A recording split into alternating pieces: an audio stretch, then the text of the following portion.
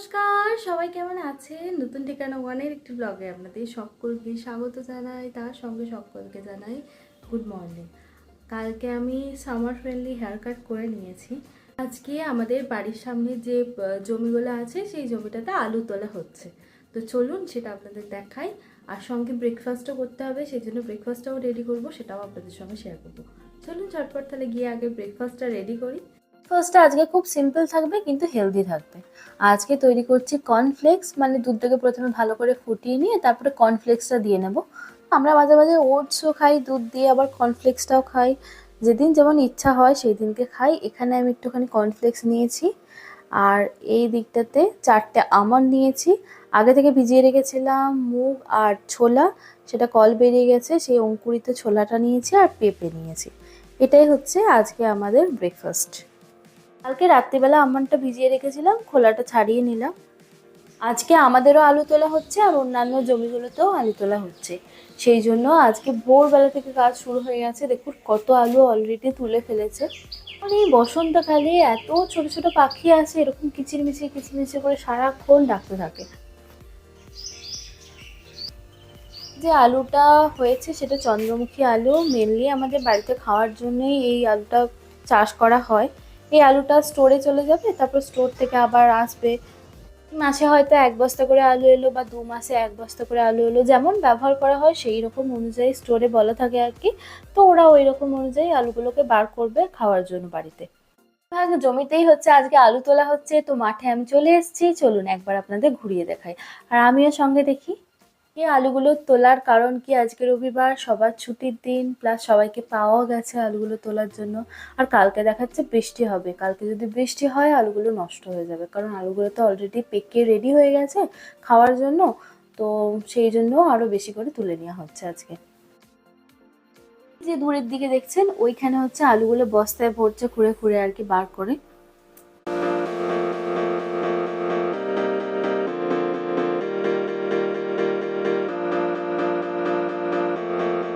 যে মোষগুলো দেখছেন এখানে একটা নাগলের ফলার মতো করা আছে, ওই নাগলের ফলাটা দিয়ে খুঁড়ে খুঁড়ে আলুগুলো বার করা হচ্ছে। এদিকেও কিছু আলু বার করা হয়ে গেছে।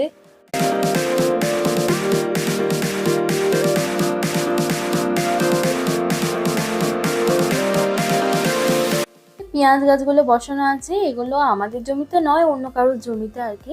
তো হয়ে গেছে পেঁয়াজগুলো, হয়তো 2-3 দিনের মধ্যেই তুলে নেবে। ওই যে পেঁয়াজগুলো উপর দিকে উঠে গেছে দেখতে পাচ্ছেন, মানে হয়ে গেছে। এগুলো বড় পেঁয়াজ দেওয়া হয়েছিল।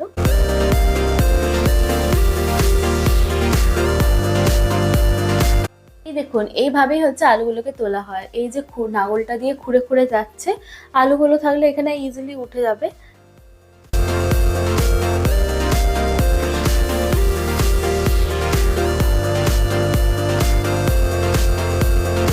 যে মোষ দিয়ে হয় তাই নয়, আলুটা এই যে খোঁড়ার মতো এরকম একটা জিনিস আছে, এটাকে কি বলে আমি ঠিক জানি না, তবে এইটা দিয়েও আলুটা দেখছি খুঁড়ে খুঁড়ে বার করছে।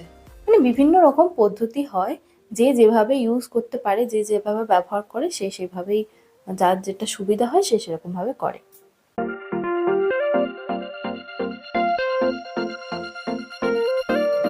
সামনেই মাঠ, আমাদের বারান্দা থেকেও মাঠটা দেখা যায়, তাই একটু এলাম এই জায়গাটাতে আপনাদের দেখাবো বলে, বা আমিও এক্সপিরিয়েন্স করব বলে।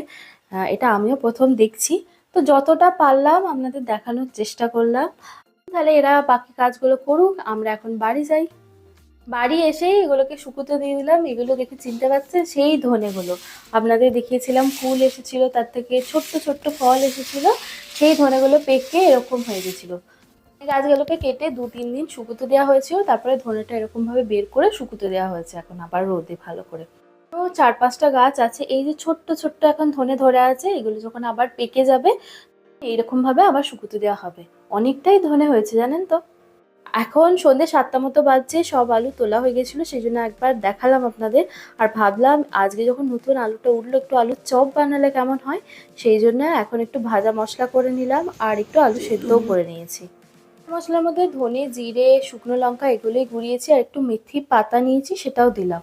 আর ওই যে ভাজা মশলাটা গোড়ালাম, সেই গোড়ানো ভাজা মশলাটাও দিয়ে দিলাম। এবার আলু ভাতেটাকে ভালো করে মেখে নেব। এর সঙ্গে একটু হলুদ দিচ্ছি, সঙ্গে একটুখানি তেল দেব, পরিমাণ মতো নুন দেব, দিয়ে ভালো করে মেখে নেব।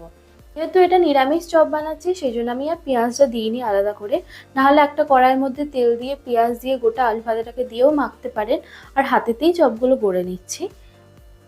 এদিকে ব্যাটারটা রেডি করা হচ্ছে, এখানে বেকিং সোডা দেওয়া হয়েছে আর বেসনটা দেওয়া হচ্ছে, সঙ্গে একটু পরিমাণ মতো নুন দেওয়া হবে আর একটুখানি অল্প করে গুড় দেওয়া হচ্ছে। গুড় দিলে একটু ক্রাঞ্চি মতো থাকে। করে ব্যাটারটা জল দিয়ে রেডি করে নেওয়া হচ্ছে। আর এদিকে যে চপগুলো আছে চপগুলো গড়াটাও অলমোস্ট হয়েই এসেছে। চলুন ঝটপট করে তাহলে ভেজে নিই। এখানে সাদা তেলটা দেওয়া হয়েছে আর এবার ভেজে নেওয়া হচ্ছে।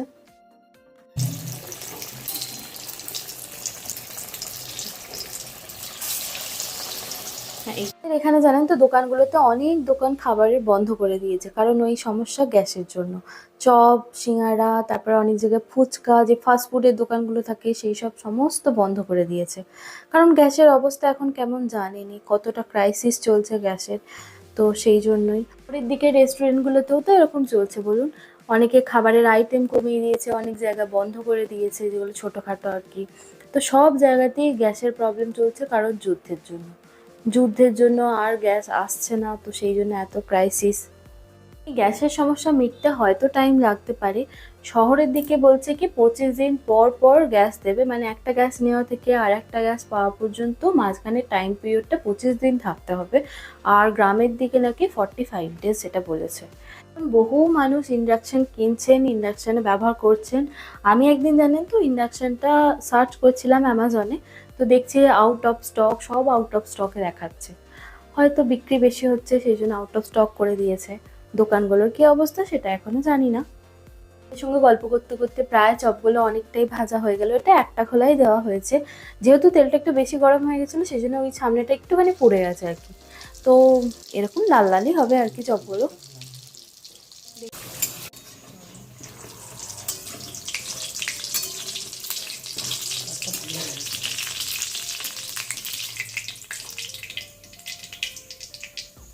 আওয়াজটা শুনতে পাচ্ছেন কতটা কুড়মুড়ে হয়েছে।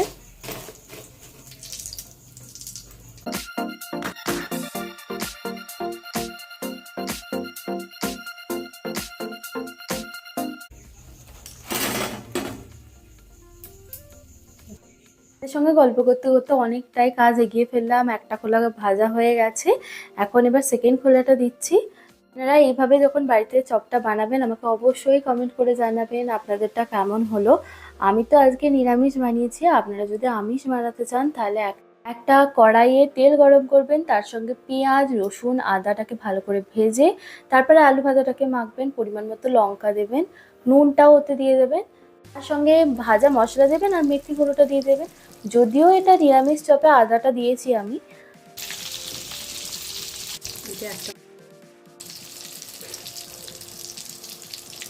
চলুন ভিডিওটা তাহলে আজকে আর বড় করছি না, ভিডিওটা আজকে এই পর্যন্তই রাখলাম। নতুন ঠিকানা ওয়ান চ্যানেলটাকে অবশ্যই সাবস্ক্রাইব করে নেবেন। ভিডিওটা কেমন লাগলো আমাকে লিখে জানাবেন একটা ছোট্ট কমেন্টের মাধ্যমে। ভালো লাগলে একটা লাইক করে দেবেন। আপনারা সকলে সুস্থ থাকুন, ভালো থাকুন। দেখা হচ্ছে খুব শীঘ্রই পরের একটা ব্লগে।